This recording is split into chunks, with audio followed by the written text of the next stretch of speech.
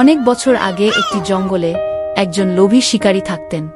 একদিন লোভী শিকারীটি বসে বসে ভাবলেন, অনেক দিন হয়ে গেল শিকারে যাওয়া হয় না, আজকে শিকারে যেতে হবে।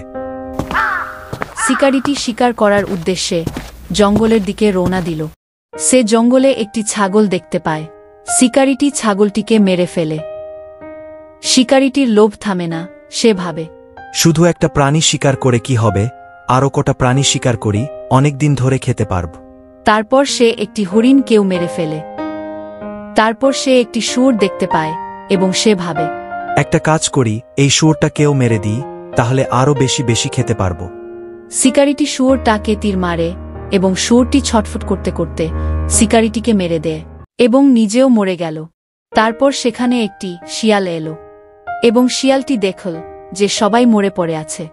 শিয়ালটি ভাবল, এই ছাগলটিকে আমি 3 দিন ধরে খাব, হরিণটিকে 4 দিন ধরে খাব, শুয়োরটিকে 5 দিন এবং মানুষটিকে 1 দিনেই খেয়ে নেব।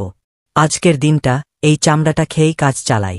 শিয়ালটি ধনুকটিকে খেতে যায় এবং ধনুকটির সুতোটি ছিঁড়ে ধনুকের ডান্ডাটি শিয়ালটির গায়ে লাগে এবং শিয়ালটি মারা যায়।